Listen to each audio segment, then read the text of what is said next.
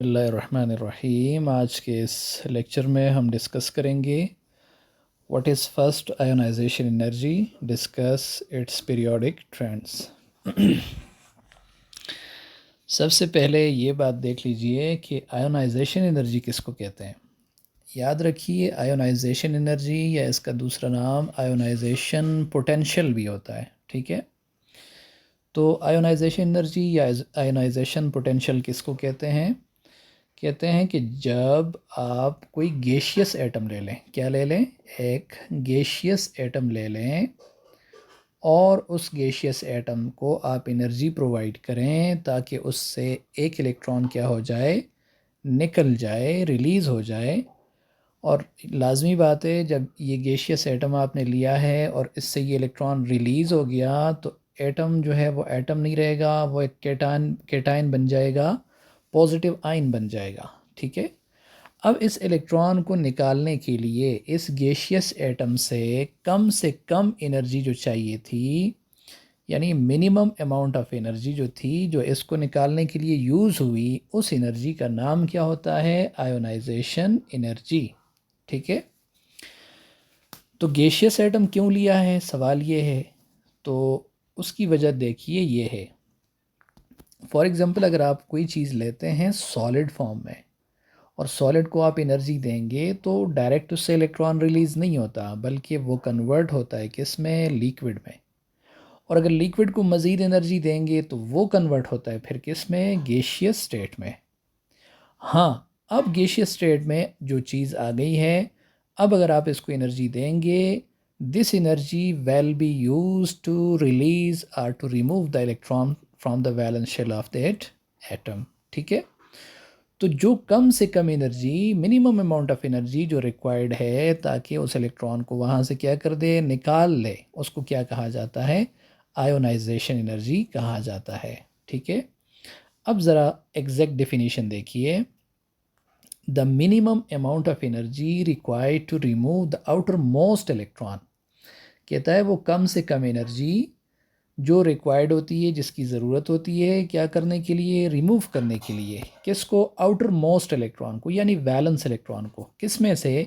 From 1 mole of isolated gaseous atoms. जी, आप किसी भी गैशियस एटम्स का 1 मोल लें और उन एक मोल में से आप सब के वैलेंस इलेक्ट्रॉन्स को क्या कर दें? एक एक इलेक्ट्रॉन को रिमूव कर दें।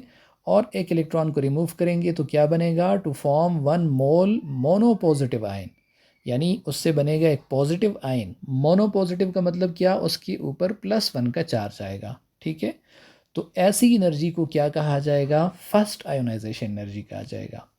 या अगर देखिए, फर्स्ट की बात अगर हटा दें, सिर्फ आयोनाइजेशन एनर्जी की बात करें तो आप ऐसे डिफाइन कर सकते हैं, the minimum amount of energy required to remove the electron from the valence shell of a gaseous atom is called ionization energy. और फिर अगर आप पहले इलेक्ट्रॉन को निकालने के लिए जो एनर्जी रिक्वायर्ड होगी, जो कंज्यूम करेंगे आप, उसको कहेंगे फर्स्ट आयोनाइजेशन एनर्जी, और इसको डिनोट किया जाता है IE1 से। ठीक है, उसको कहा जाएगा फर्स्ट आयोनाइजेशन एनर्जी। और याद रखिए, अगर 2 इलेक्ट्रॉन हैं वैलेंस शेल में तो पहले को निकालने के लिए जो एनर्जी रिक्वायर्ड होगी वो कहलाएगी फर्स्ट आयोनाइजेशन एनर्जी, और दूसरे को निकालने के लिए जो एनर्जी रिक्वायर्ड होगी उसको कहा जाएगा second ionisation energy. For example, मैं एक बात आपके सामने रखता हूँ। मिसाल के तौर पे मैग्नीशियम है, मैग्नीशियम। तो याद रखिए, मैग्नीशियम का एटॉमिक नंबर है 12। जब आप इसकी कन्फिग्रेशन देखेंगे तो पहले शेल में इसके पास होते हैं 2 इलेक्ट्रॉन, दूसरे शेल में 8 इलेक्ट्रॉन, और तीसरे शेल में 2 इलेक्ट्रॉन। कितने इलेक्ट्रॉन? 2 इलेक्ट्रॉन। अब जो तीसरा शेल है ये वैलेंस शेल है। इस वैलेंस शेल में कितने इलेक्ट्रॉन हैं? 2 इलेक्ट्रॉन हैं। इन 2 इलेक्ट्रॉनों में से पहले इलेक्ट्रॉन को निकालने के लिए जो एनर्जी रिक्वायर्ड होगी वो एनर्जी कहलाएगी क्या? First ionisation energy. और दूसरे इलेक्ट्रॉन को निकालने के लिए जो एनर्जी रिक्वायर्ड होगी वो क्या कहलाएगी? Second ionisation energy. लेकिन शर्त हमने देख ली कि ये मैग्नीशियम किस स्टेट में होना चाहिए? गैशियस स्टेट में होना चाहिए। वैसे मैग्नीशियम तो मेटल है, और मेटल क्या होता है? सॉलिड होता है। तो पहले आप इसको कन्वर्ट करेंगे गैशियस फॉर्म में, और फिर गैशियस फॉर्म से एक इलेक्ट्रॉन को अगर निकालेंगे तो ये अमाउंट ऑफ एनर्जी जो रिक्वायर्ड होगी इसको रिमूव करने के लिए फर्स्ट आयोनाइजेशन कहलाएगी, और अगर सेकंड इलेक्ट्रॉन को निकालने के लिए जो एनर्जी रिक्वायर्ड होगी वो क्या कहलाएगी, सेकंड आयोनाइजेशन एनर्जी कहलाएगी। ठीक है, फिर कहते हैं इसको रिप्रेजेंट किससे किया जाता है, तो देखिए मैंने कहा इसको IE1 से रिप्रेजेंट किया जाता है। इसी तरह इसकी जो मेजरमेंट के लिए यूनिट होता है वो होता है किलो जाउल पर मोल। ठीक है, या इसको आप इलेक्ट्रॉन वोल्ट में भी क्या कर सकते हैं, डिनोट कर सकते हैं और मैयर कर सकते हैं। और ये एक रिलेशन है, ये आपको याद होना चाहिए कि एक इलेक्ट्रॉन वोल्ट और किलो जाउल पर मोल में क्या रिलेशन होता है। तो 1 electron volt is equal to 96.5 kilo joule per mole. ठीक है, और जनरली इसको अगर आप रिप्रेजेंट करें इस पूरी बात को, तो देखिए ये कोई भी गैसियस एटम है, आपने इसको क्या किया, एनर्जी सप्लाई की, फर्स्ट आयोनाइजेशन एनर्जी, तो इससे एक इलेक्ट्रॉन निकाल दिया आपने, और देखिए इसके ऊपर क्या चार्ज आ गया, पॉजिटिव चार्ज आ गया। ठीक है, और मैग्नीशियम की देखिए मिसाल दी है इन्होंने, पहले इलेक्ट्रॉन को निकालने के लिए जो एनर्जी रिक्वायर्ड है डेल्टा एच वो कितनी है, 737 किलो जूल पर मोल। ठीक है जी, इसके बाद सेकेंड आयोनाइजेशन एनर्जी की बात कर रहे हैं, तो देखिए डिफिनेशन तो सेम होगी, फ़र्क सिर्फ ये होगा कि पहले इलेक्ट्रॉन को निकालने के लिए जो एनर्जी रिक्वायर्ड थी वो क्या थी, फर्स्ट आयोनाइजेशन एनर्जी। और याद रखिए जब एक इलेक्ट्रॉन निकल गया था तो ऑलरेडी उसके ऊपर क्या चार्ज आ गया था, पॉजिटिव चार्ज आ गया था, जैसे आपको यहाँ पे नज़र आ रहा है।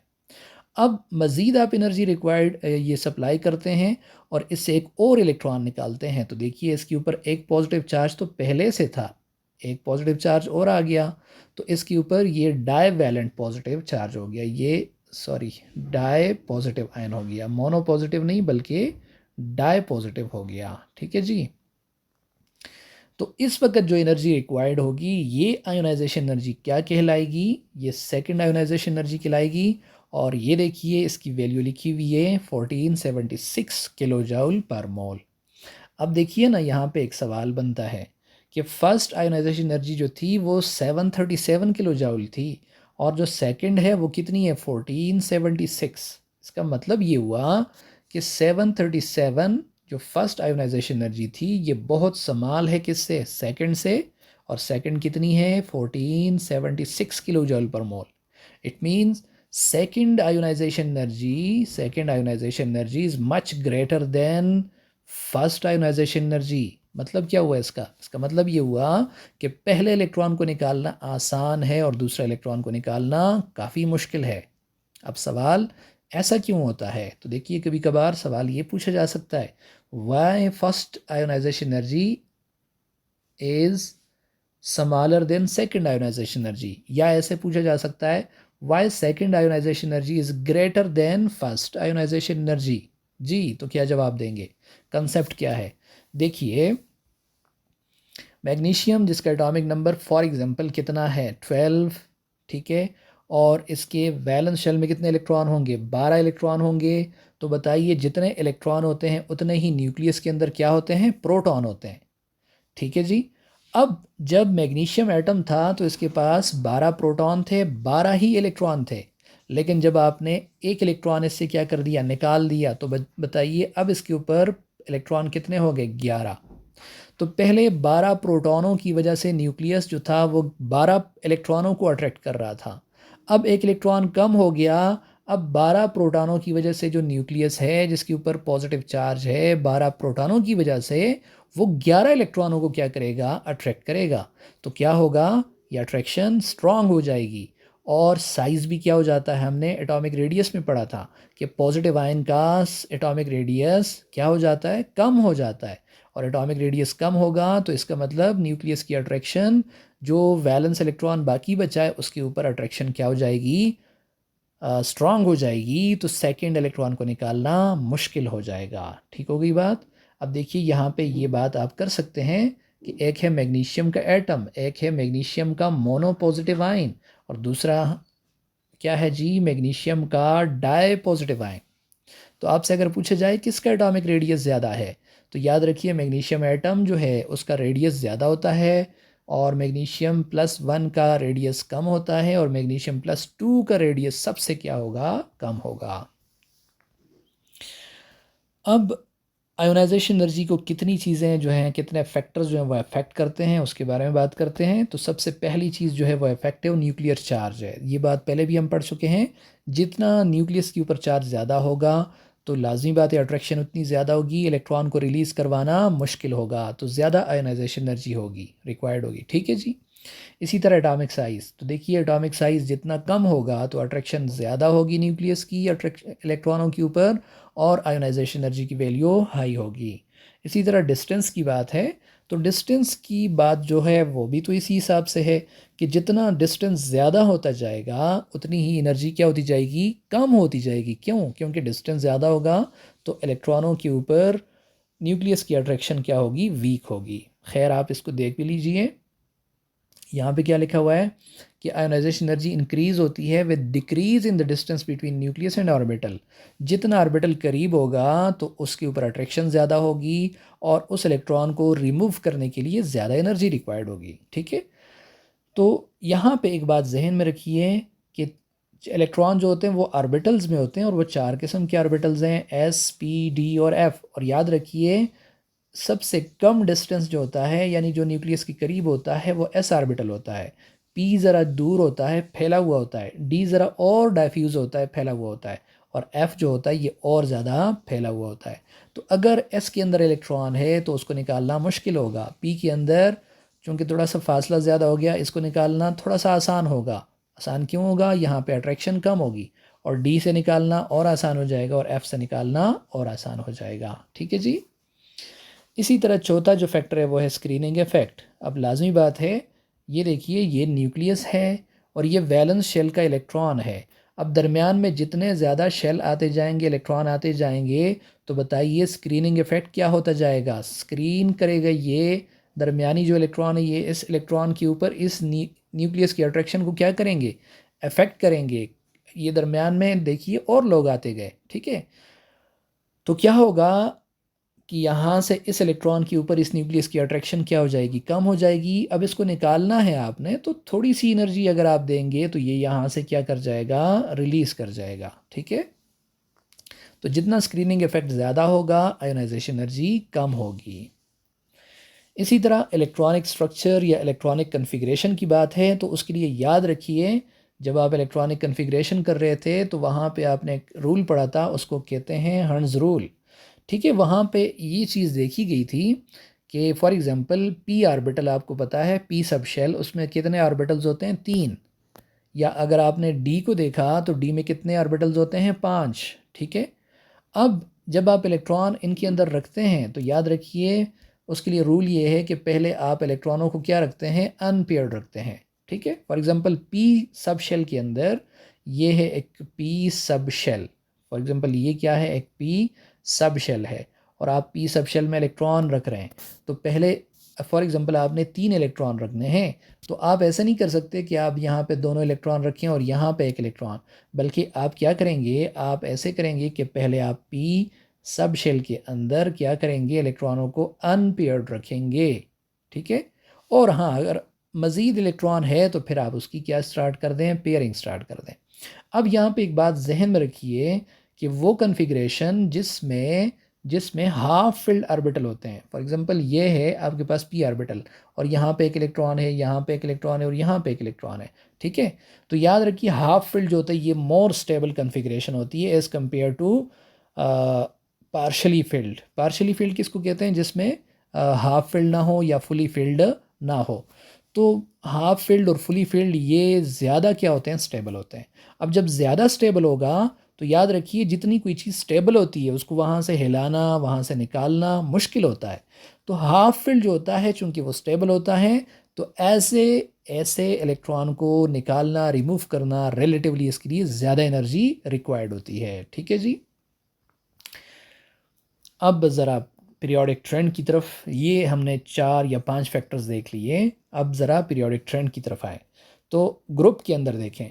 अब देखिए आपको हमने बताया था न्यूक्लियस ये सॉरी एटॉमिक रेडियस के अंदर कि ग्रुप के अंदर एटॉमिक साइज़ क्या होता जाता है, इंक्रीज़ होता जाता है। जैसे जैसे आप लेफ्ट ये फ्रॉम टॉप टू बॉटम नीचे आते हैं तो साइज़ क्या होता जाता है, इंक्रीज़ करता जाता है।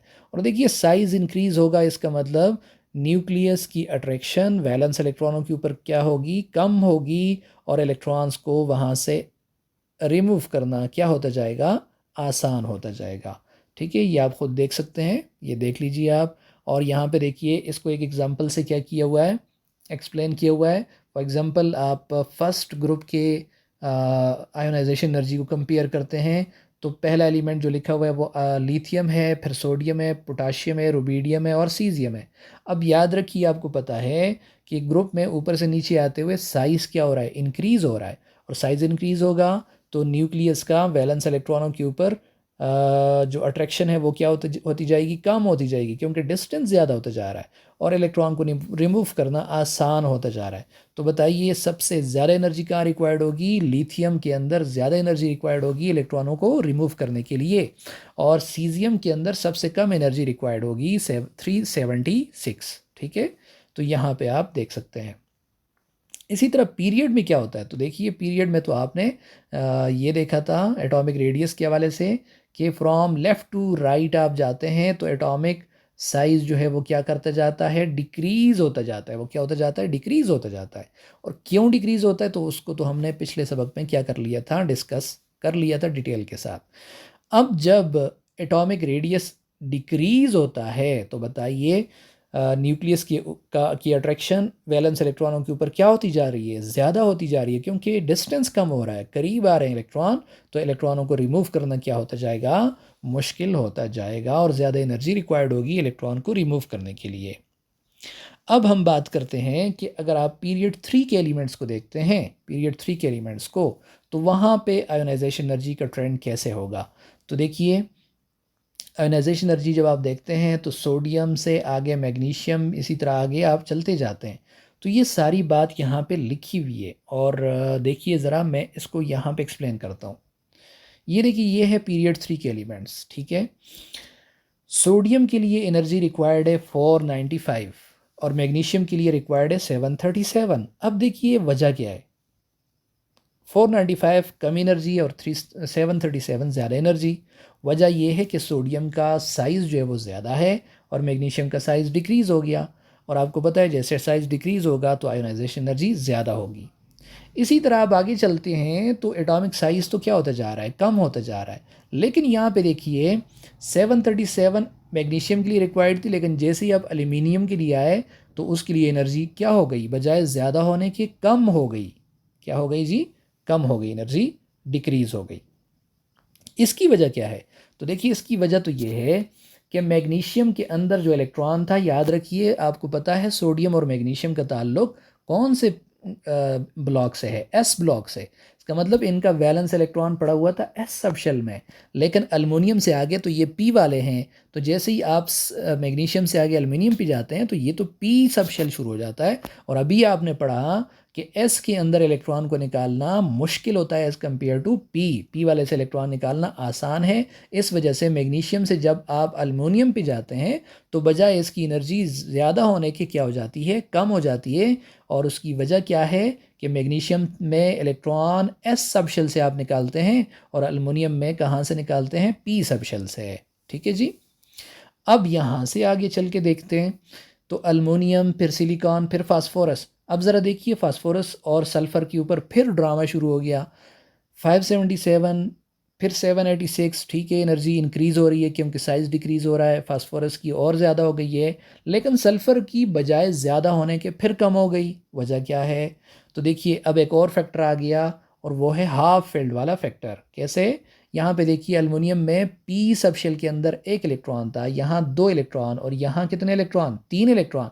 इसका मतलब फास्फोरस जो है वो हाफ फील्ड है, और हाफ फील्ड जो होता है वो ज़्यादा स्टेबल होता है। तो जब सल्फ़र की तरफ आप आएंगे तो वो तो पार्शियली फील्ड हो जाएगा, उसके अंदर तो 4 इलेक्ट्रॉन आ जाएंगे। ऐसे देखिए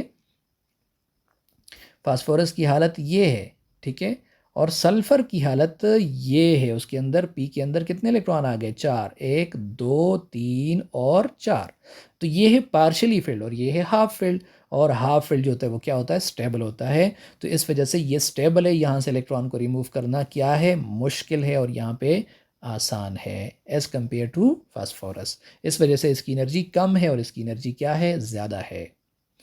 फिर आगे क्लोरीन है और फिर आगे आर्गन है। तो देखिए अब यहाँ पे आप पूछ सकते हैं कि आर्गन का साइज़ तो सबसे ज़्यादा था, आर्गन का साइज़ तो सबसे ज़्यादा था, और जब इसका साइज़ सबसे ज़्यादा है तो इसके लिए एनर्जी सबसे कम होनी चाहिए, लेकिन इसकी एनर्जी तो सबसे ज़्यादा है। उसकी क्या वजह है?